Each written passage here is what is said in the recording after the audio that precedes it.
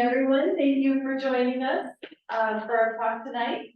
My name is Rachel Ames, and I'm a board member of the Essex Valley Watershed Coalition.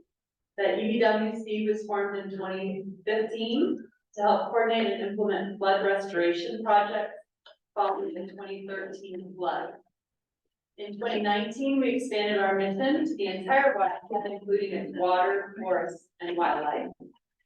Today, we're actively working on healthy forest and watershed restoration projects in the Essex Valley, in addition to educational projects, including this talk, and outreach projects during the calving and rut season. We hope that you can join us in our vision to create a healthy watershed that is resilient to extreme events, sustains diverse habitats for flora and fauna, and enhances the quality of life for our community. Tonight's talk is by Kernohan of Ducks Unlimited. He will share his knowledge about ducks and their unique habitats. He is the Director of Conservation and Ecosystem Services with Ducks Unlimited and helps meet their vision that conserves, restores, and manages wetlands and associated habitats of North America's waterfowl. These habitats also benefit other wildlife. So without further ado, thank you for joining us. And those of you on Zoom, feel free to put questions in the chat. Thanks for coming out tonight. This is a way better turnout than I get in my stand-up comedy routine. Appreciate it. Greg Kernohan, I have worked for Ducks Unlimited in Colorado for 23 years.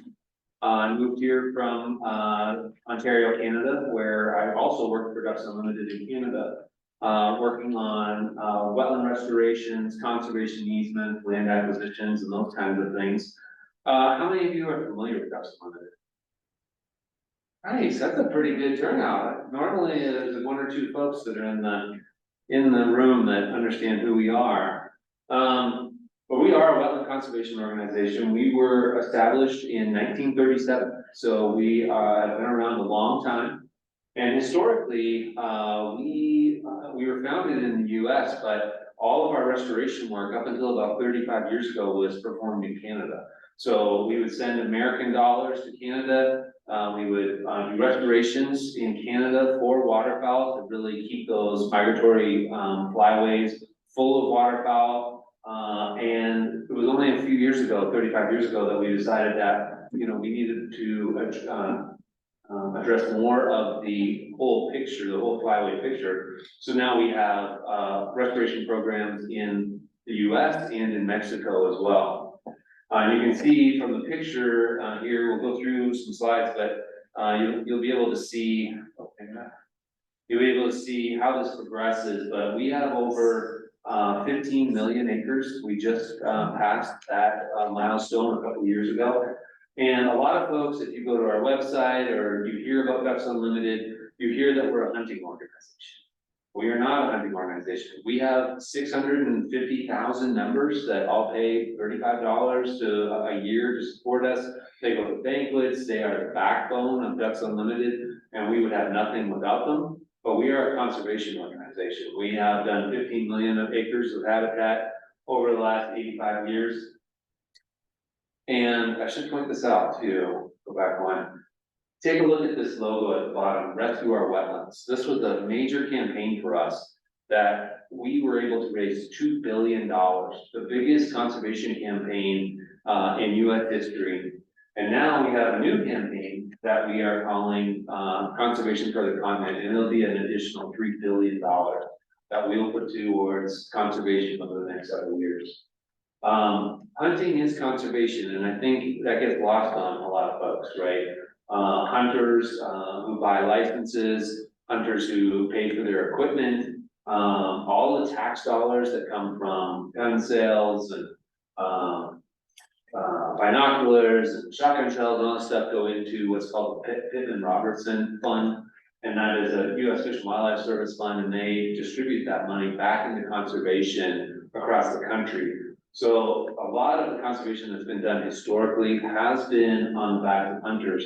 And hunters really do care. Yes, we use the resource, but they also take, or they also put back to the resource pretty significantly. One of the most amazing things I thought that has come out of the science in quite a few years was in 2019, and maybe you've heard about this, but, it's a pretty alarming statistic, but 30% of all breeding birds have been lost over the last 50 years. 30%. The one bright spot out of this report really was that waterfowl and geese, ducks and geese have actually, increased in populations. And a lot of that is due to the fact that there's programs out there and organizations, including Ducks Unlimited, that focus specifically on wetlands, focus specifically on wetlands that benefit waterfowl. And we'll talk a little bit more about that. Talked a little bit about the conservation for a continent goals here. But $3 billion is more than any other conservation organization has raised for these efforts. One of the reasons that we are successful is because we focus our conservation. So, historically, we would take projects pretty much anywhere. If you had a good idea and it looked like a good restoration project, we would perform that restoration, but it was, again, kind of that shotgun pattern, right? It's like projects everywhere, not really contributing as efficiently as they could to the mission of Ducks Unlimited, which is to fill those skies with waterfowl for today, tomorrow, forever. And so now we have these focused conservation areas. It doesn't mean that areas that don't fall into some of these conservation areas aren't addressed by DU. We have staff in every single state, we perform projects in every single state, but we put a lot of our resources back into these focused conservation areas. One of our highest priorities, and really our highest priority, in the red square here, this is where we're located, what we call the Great Plains region. One of our highest priorities is what we call the Prairie Pothole region.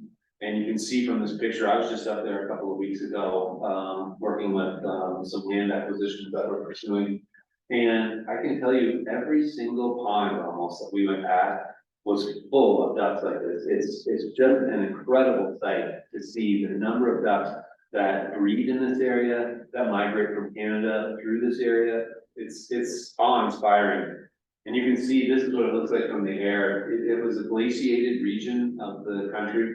So the recurrence of glaciers advancing and retracting over several millions of years really make this pothole country where we've got 50%, about 50% of its water, 50% of its land. It's really impressive to see. What you can see on the other slide here, though, is what's going on in that country, both with climate change and advances in biogenetics and agribusiness. We're seeing Roundup Ready corn, Roundup Ready soybean moving further and further north. And with that comes the technology to drain a lot of this landscape relatively inexpensively, relatively quickly. And so you can see we're going from kind of a landscape that you see on the one side to the landscape you see on the other side. And as much as we are proud of our accomplishments, and we're really proud that through all these years, we've kept acts like Swamp Buster, which is part of the Farm Bill. It prevents, I shouldn't even say that, it discourages the draining of wetlands if agricultural producers want to continue to get their farm subsidies, their crop insurance. But we are losing this battle. We're doing 100,000 acres of conservation a year, conservation easements, restoration, and we're losing by far more than that annually. And so this is a major priority for Ducks Unlimited. Some of the other things that I want to talk to you about today too, and we'll really focus on because of your mission, is the various benefits that the wetlands bring. So it's not just habitat, and we ourselves, up until 15 or 20 years ago, were really focused on the habitat side of this, right? Build a wetland, if it will hold some ducks, good enough for us.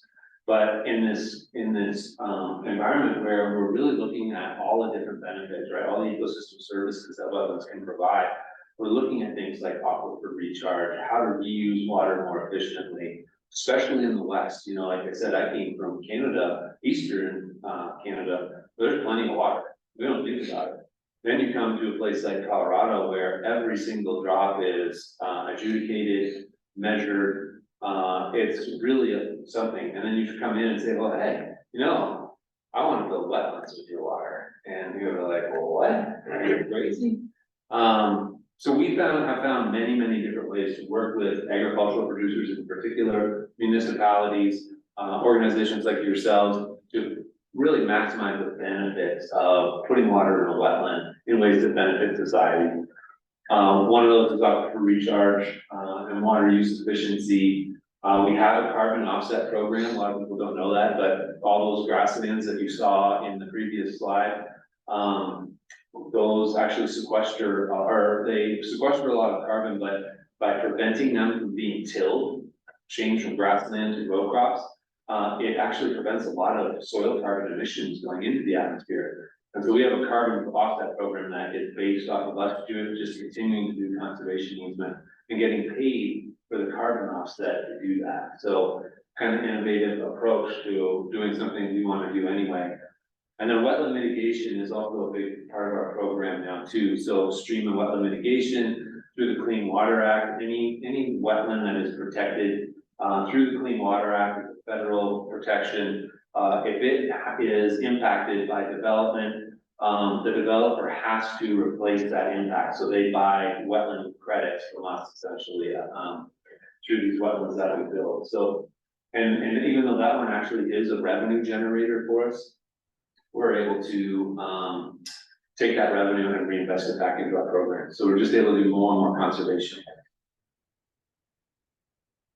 Some really interesting facts about wetlands, they're not just for waterfowl. About 2% of Colorado's land area is wetlands, so it's a pretty small percentage, right? When we start talking about development, we start talking about roadways, and there are impacts from these kinds of developments, but it's a really small component of the overall landscape. 38% of Colorado's wetlands have already been lost. 74%, this is really interesting, 74% of all bird species use wetlands. So there are, even in Colorado, they're a small component of the landscape, they're an incredibly important component. 90% of all wildlife use wetlands. For some portion of their life cycle, they will use wetlands to accomplish their life cycle. Excellent recharge facilities, we'll talk some more about that. Unsurpassed natural pollution filters, and I think we'll talk more about that in relation to who you all are and what you're trying to accomplish. And then just providing nature-based solutions, they're sponges, they're located along the floodplain of these rivers, including the Big Thompson, where they can soak up a lot of water, slow down the flood, and retain some of that water so that the impacts are overall much less. So I just wanted to really link that mission really quick to, we said waterfowl, a substantial amount, I think the number is like 87% of what influences waterfowl occurs on these prairie populations. So even as they migrate through and they experience hunting, they experience different impacts on their life cycle. The fact is that most everything that influences waterfowl, continental waterfowl populations occurs on these prairie populations. We know that because there's been an incredibly long record of recovering these waterfowl. You can see in one picture, biologists will capture a number of waterfowl every year, put these light bands on them, and then when they are harvested, when they are hunted and retrieved, it's actually kind of a great moment. It's one of those trophies when a hunter gets one of these light bands, they will call it in, and these days we've centered on the internet, and you can find out where that waterfowl, that duck was tagged, when they got its leg tag, how old it is, all those kinds of things. And so we know for a fact that with waterfowl, if waterfowl make it past the first year of life, so they survive the first hunting season, the chances of living for 7, 8, 10 years is actually pretty good. But it's juveniles that are traditionally harvested, but if they make it past that, they can have a pretty long life, east or even longer, in fact.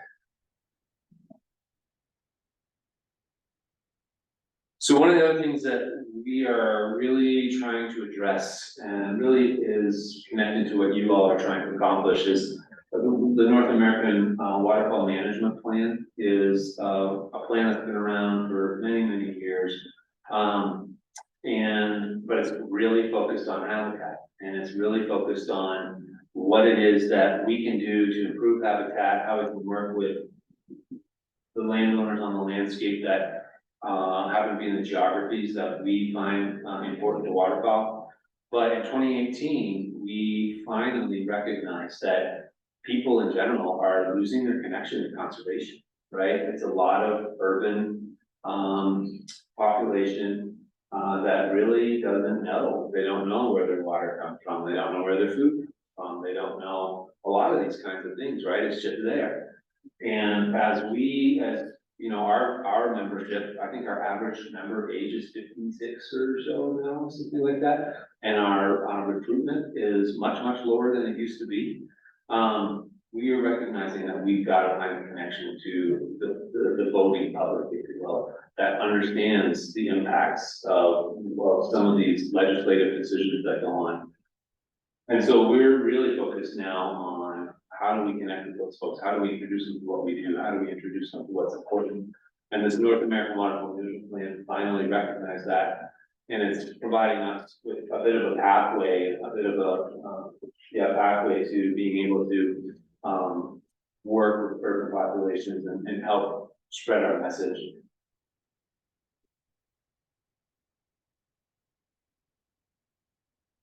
So to give you an idea of where we work, kind of like we do at the continental scale, we have focus areas. And this is even more broad than our focus areas would be what we call landscape conservation priorities. But you can see the South Platte, which is obviously the Big Thompson is a tributary to the South Platte, North Park in Jackson County, a little bit in the Northeast, and then the San Luis Valley. If you've ever been down there, it's beautiful. San Luis Valley at one point in time had the highest density of breeding waterfowl of anywhere in North America. It was really impressive, but same kind of issues that are plaguing a lot of the West, the groundwater. So the San Luis Valley has a confined aquifer, but the groundwater, the water would come off the mountain, sink into the ground, and the groundwater would come up above surface elevation, and a good part of that valley would flood. And so we would have amazing wetlands. That doesn't happen anymore. The groundwater levels are being depleted. Obviously, snowpack is much lower than it has been historically. So they're really struggling just to find enough water to meet their own population needs, let alone continue to have some of these resources on the landscape. That's one of the things that we're working to help address and see if we can find solutions. So one of the things that we really focus on, obviously, is water, right? Water drives most everything in Colorado, and we can't have wetlands without water. When I started here in 2000, within a very short period of time, I recognized that we were going to have a real catastrophe on our hands if the amount of what's called buy and dry was to continue. So buy and dry is essentially the practice of municipalities purchasing agricultural water, removing that agricultural water from the landscape, and with it goes the food that was grown on the land itself, so corn mostly, the return flows that come through the groundwater and back to the river, those support a lot of wetlands, and then the river flows themselves. That was already apparent in how it was going to be, how problematic it was going to be. And so the South Platte is one of those areas where historically they were looking at losing between 22 and 32% of the irrigated agriculture. So Weld County in particular is one of the highest producing ag counties in the US. And they're going to lose, let's just call it on average, 25% of what's out there. So call it 220,000 acres of the 1 million acres that are currently under irrigation could be lost. And the most recent update of the Colorado Water Plan supports that. So it's really alarming from a waterfowl, from a conservation perspective of what could happen on that landscape if agricultural water continues to be diverted to municipal uses. So this is one of the driving forces behind our programs here. Urbanization is one of the key drivers to that, just growing urban populations and the need for more and more water. I think that the potential for us to no longer bring water from the west slope to the Front Range will require that we continue to focus on native supplies of water, which just means pulling more and more off of ag land. Plan municipal and industrial water transfers and other unknown water transfers. And I used to show this slide, I did put it back in there, but if you're, as kind of the Watershed Coalition, there are plans to meet our future water demand. And I wish I had this in here, but basically we've got a base level and we know, hey, we know we've got that covered. Then there's this level that's called identified projects and processes, which they've done away with in the latest water plan because they don't know what that even means. Where they're like, yeah, we can get 3/4 of the way there. Then there's a chunk of this graph that's like, we don't know. We don't know how we're gonna be. And like I said, with the new water plan, they did away with it because they're like, we don't know. Like you hear about NISP. Well, I don't know what some of the other ones that might affect you guys here, but NISP and Windy Gap was probably a big one that you guys talked about a lot. You know, they don't know when these things are gonna come online, if ever. They don't know what the impacts will be, and so we can't just say, hey, we got it covered, because sooner or later this is gonna happen. They don't know that. So we are already, and the same slide was really interesting, because it shows that we're already to that point where we don't know how we're gonna meet our water needs, and you see it in the papers these days too, especially in the Fort Collins area, where they have developments or they're filing for permits to build developments. There's no water. There's no water. They don't know how to put water in a house at this point, you know? So it's a real limiting factor. Maybe that's a good thing, you know, maybe we can keep people from moving here because we don't have enough water, but, anyway, so this is one of the big programs that I've worked on, early in my career. It continues to be a real opportunity for solutions, on the South Platte, and we think elsewhere in Colorado, but it's called aquifer recharge, enhanced aquifer recharge. But when you hear that a river has been over adjudicated or over allocated, they've basically taken every drop of water and they've assigned it to someone. Mostly that's summer water, mostly that's irrigation water.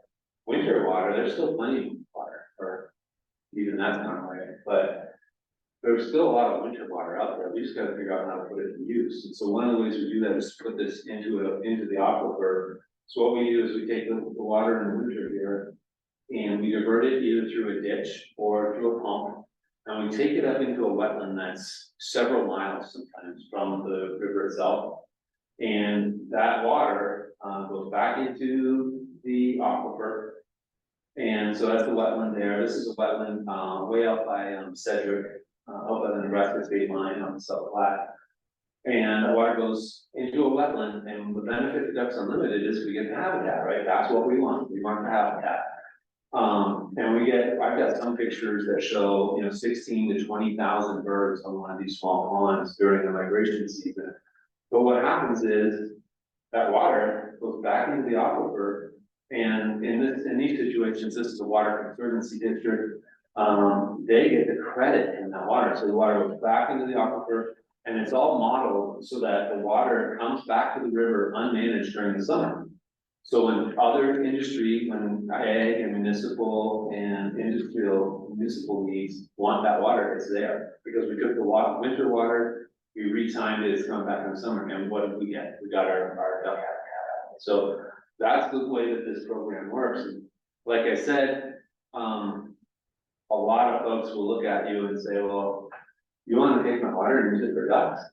I do, but it's gonna benefit you in this way, and guess what? I come with a lot of money. Waterfowl is one, like I said, we've been very successful at maintaining and growing waterfowl populations across the continent. That's because they're very well funded too. The North American Wetlands Conservation Act is one of our main tools, funded about 42 million a year. I think that our program alone in Colorado has spent well over $40 million towards waterfowl in the last 15 to 20 years. So that helps change minds, right? They're worried about losing their water, evapotranspiration, et cetera. But we come with money, and then we come with a solution to some of their water shortage problems. The other issue, and this is an issue, this is a great example of how a project comes together for us. This is a property that, it's a private property that an individual purchased and didn't know what to do with it. It's on the South Platte, it butts the South Platte, got a lot of dry land, sand ground, right? Didn't know what to do. came to us and said, man, you know, what else can I do with this property? There's no water rights on the property, it's dry land, like, most people will drive by it and go, why in the world did you even buy it? But we put our heads together and we were able to work with our partners at Lower South Flatwater Conservancy District. We raised money through that North American Wetlands Conservation Act grant. We were able to put a conservation easement on this property, and the donated value of that easement went towards match for the grant. So we got an easement, used the value of that to go get money to do the restoration work. It worked out really well. We put in 1.5 miles of pipeline, several wetlands, and all of a sudden, this property went from maybe $400 an acre. This was back several years ago, it's probably worth a lot more now, but to $1,600. Because now it's got water, right? And now it's more valuable to the next person that wants to buy it.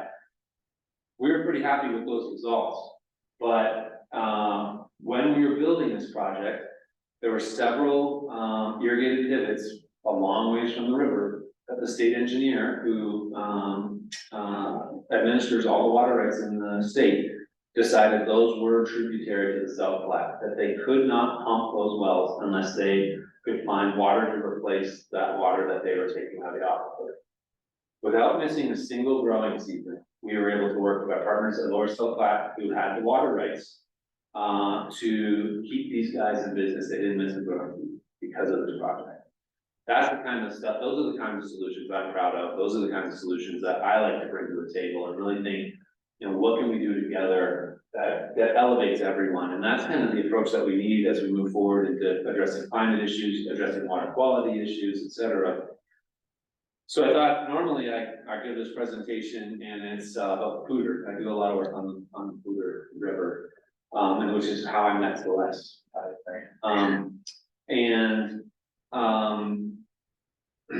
It's the same everywhere you go.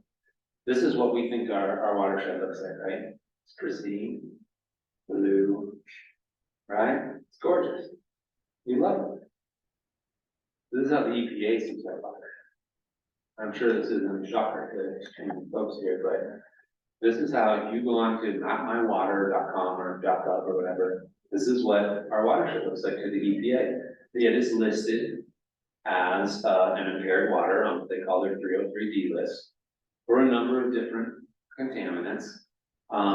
Nitrate, which I think is fascinating up here, right? Like, what's introducing nitrate, right? Of course. Well, the golf course, but you know what is also contributing? Dust from farms on the Front Range are carrying nitrate into the park, and then it's running down into our rivers, right? Craziest thing. So, I thought it was fascinating when I looked up here, and I've done enough of this kind of work now to be like, I wasn't that surprised, but this is a lot of red, a lot more than I would have anticipated. Nitrate, copper, lead, mercury, arsenic. Some of this stuff is just naturally occurring. It's in our soils. Some of it's from mines, etc. But where people see a challenge, I see an opportunity, and I know that's why you all are in the room too, right? You're part of this coalition because there's opportunity in this. To give you an idea of a project, a very specific project, and like we talked about, my job is what we call ecosystem services. And it's really looking at, how do we use wetlands to solve some of these bigger problems? So we went in, this is just the other side of the hill. This is over by Granby. Northern Water in this case asked us to take a look at what we could do on that landscape, given that it's mountainous, there's not a lot of wetlands. What could we do on that landscape? So we took a really close look and discovered that we could take 39 to 44% of the phosphorus out of the water. We could remove 17 to 29% of the nitrogen, remove selenium. So selenium, interestingly, it's a naturally occurring metal in our soils. It's everywhere. It's also toxic for waterfowl. So we had a lot of, back in the 80s, I believe, a lot of waterfowl died due to selenium toxicity. And so when we design these things, we can remove selenium, and I have a project out by Rush, Colorado right now. I'm going to build a wetland to accomplish this goal. But we can take selenium out. We got to do it in a safe way so it doesn't impact waterfowl or other migratory birds. E. coli, a lot of our streams have a lot of E. coli in them. It's 90% or more of the E. coli out. And temperature. And so temperature, one of the projects I have worked on in this area is a wastewater treatment plant. And years ago, they had a tertiary wetland treatment, from the plant out to the river. And a lot of it's related to temperature. So we can use wetlands to bring down that temperature, have an impact on kind of the water that's returning to those cold water fisheries.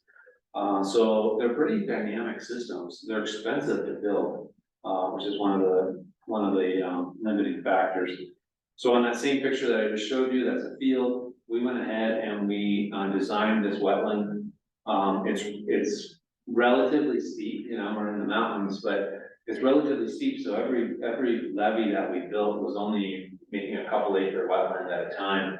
And it was holding enough water, and we had enough hydraulic residence time, so we were holding the water long enough that we could accomplish some of these goals. We just talked about removing some of the pollutants, but it was really expensive to build this thing. And what Northern was looking at the time was building a second wastewater treatment plant to get down, especially to the nitrogen levels that they need to get down to, which they guess was 14 million, which I'm sure is a lot more expensive today. Or could they take their, 10 or 12 million, put it into a project like this and accomplish the same goals? It looks better on the landscape, it's better for the environment, but it was just way too cost prohibitive. So we didn't pursue this one. One of the things I wanted to touch on, and I'm hoping we can discuss a little bit tonight too, is watershed management plans. So I went online, I've done one of my own watershed management plans for that brush project I mentioned. And I was surprised that this shows up as not having one. Is that correct? You don't have one? So there are post-flood master plans Okay. that were put together, Okay. but no overall watershed management plan. Okay. Yeah. So, I mean, again, an opportunity in my mind. So the EPA runs what they call a non-point source water quality program, and it's a grant program. And it is very, very well funded. And with the new infrastructure bills, it is incredibly well funded. And it's built to do exactly this, what we want to do, what I think we all want to do. Clean water, right? And it's for putting in best management practices, wetlands, stream bank stabilization, floodplain connectivity. You can do all those kinds of things with this money, but you have to have the watershed plan in place first. And they'll pay for you to go and build that plan. But it was surprising to me, if I zoomed out, a lot of the areas in northern Colorado have one, and this area doesn't. So I would encourage that, pursue it, let's get it done, and then, man, there's a substantial amount of money available. It does require match, but the match is 40%, instead of, I think a lot of them are usually like 50%, this is like 40%. And the state has money to throw non-federal matching. So it's a pretty great program overall, if you have access to those funds. So, it is pretty cool, and I was surprised when I saw that this is one area that didn't have it. So I'm gonna wrap up, just reminding you, conservation is science, it's habitat, and it is hunting. And when we can agree to put all those things together and build pretty dynamic partnerships, we can be highly, highly successful. And I would encourage us to do that. Thank you.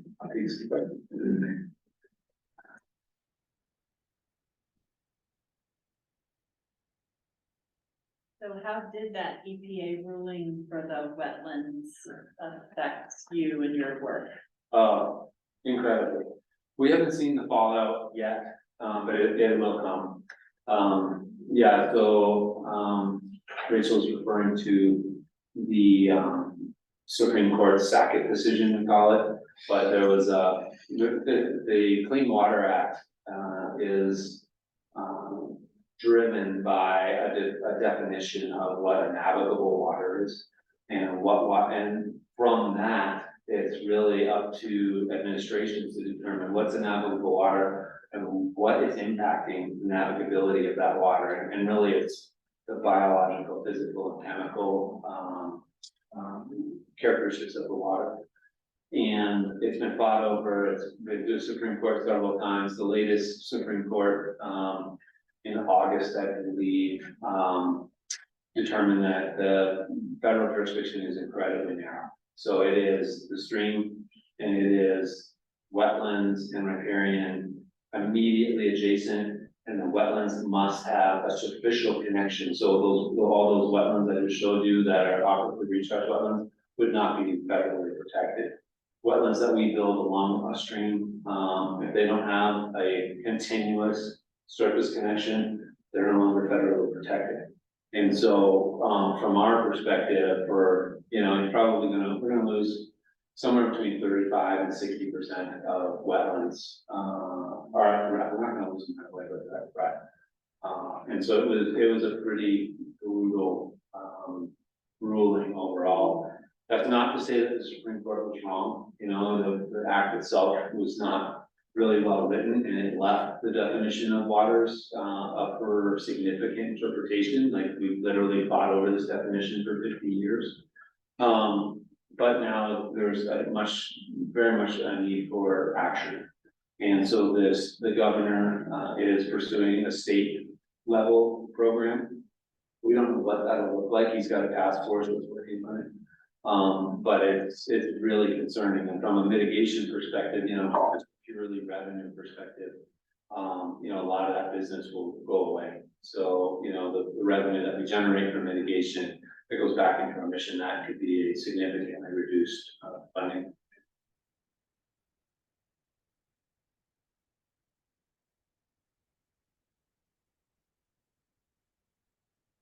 No duck question? And I have a duck All question. right.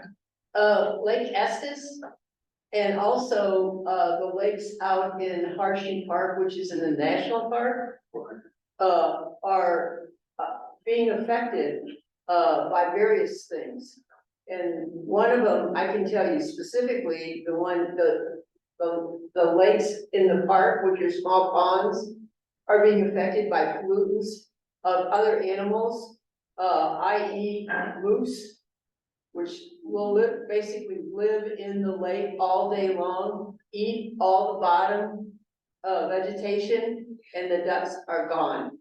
Oh, They're just gone. Yeah. You don't see them at all. All the bottom feeders are gone.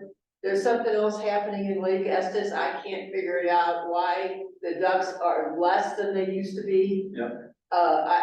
It's like, when the only reason I know this is I'm a photographer, so photographers sit there and watch things, Yeah. that's what we do. And you can tell from one year to the next, there's something affecting, these lakes.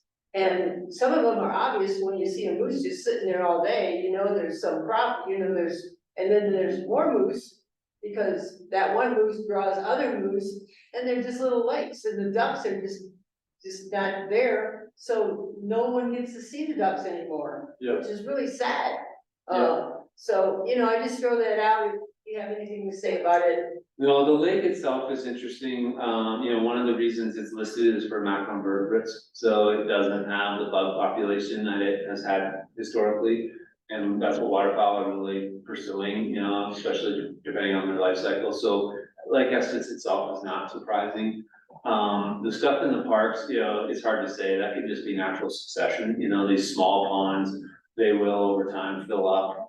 They get old, so the soils get really anaerobic, and they don't reproduce the vegetation like they would have, and therefore you lose the macroinvertebrates, et cetera, et cetera.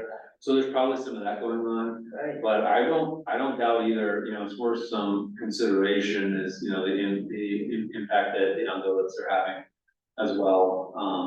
I have the same project, this brush project. It's on what they call Lower Beaver Creek, and there's lots of ag producers, lots of corn, and in the winter they put the cattle on the corn to feed in winter, and that's definitely having an impact. But one of the impacts we weren't expecting is that there's a bridge, and it is full of swallows.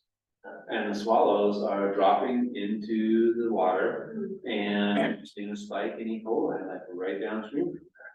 Right? And it's like, well, how do we deal with that? It's tough. I mean, this stuff's complex, things that you would never think of, but, so I wouldn't discount what you're thinking. Yeah, but the ducks always seem to lose.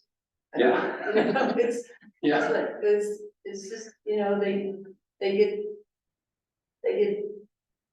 basically outed. You know, they can't use that water anymore for some, whatever reason. I mean, and it's sad because people can't see them. oh, yeah, You know, well, and that's- geese yeah. are pushing ducks out, I mean, they're competing for the same habitat, and we are covered in geese, right? It's Right. amazing number of geese that are around, so, yeah, but it's cool, I mean, I hate to say it's cool, because I think that there are some really dire threats on the horizon that will affect waterfowl population. But we also, we're also seeing that ducks are pretty resilient, you know, so they move they move flyways, they will do different things to survive. We still have, it's basically the lesser scoff and the pintail are the only two species of ducks that we're still really concerned about continentally. No matter what the science tells us, they continue to decline. Well, yeah, but one nice thing about it is ducks can fly away and find another. That's what they do, yeah, yeah, that's typically it, but it's crazy, and it depends on what part of the country, like, we're losing mallards on the east coast, right, mallards, they're everywhere. The east coast has a real problem, to the point where they may list them as threatened, like, it's crazy, so, just never.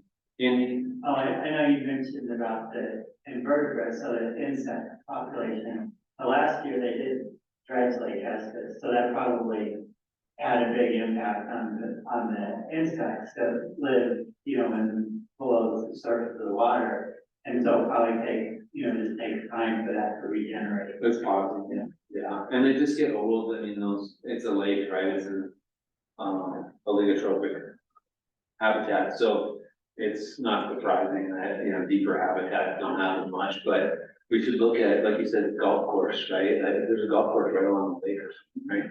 So there's all kinds of inputs there, and then, you know, I can't recall, I've been down there a few times, but, you know, there's not a lot of fringe habitat, not a lot of shallow bench habitat along the shore where you get the macroinvertebrates, you get the vegetative type of covering there, so. Yeah, it's not that surprising.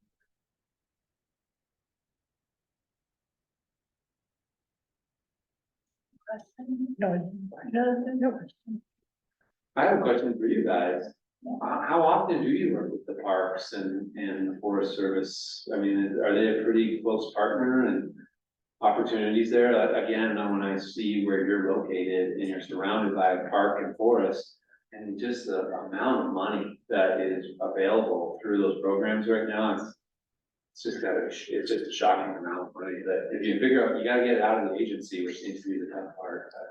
We're doing a watershed management plan, hopefully.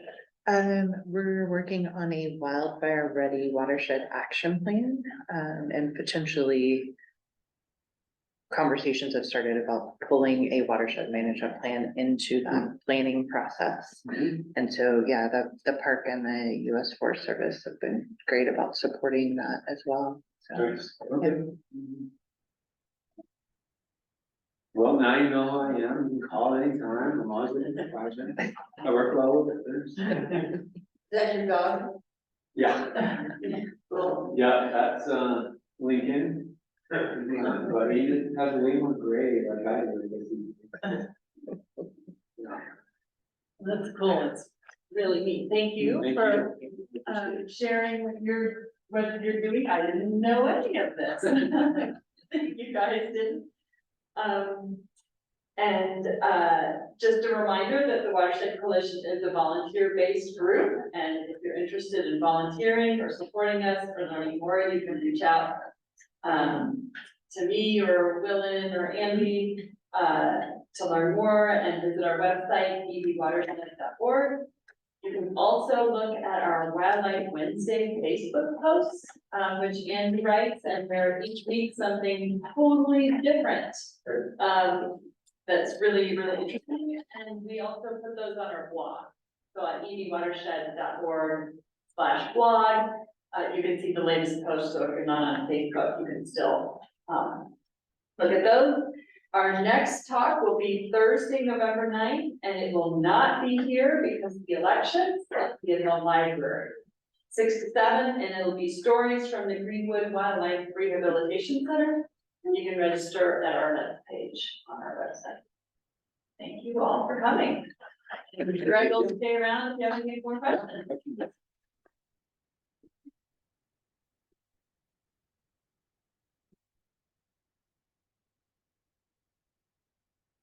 300.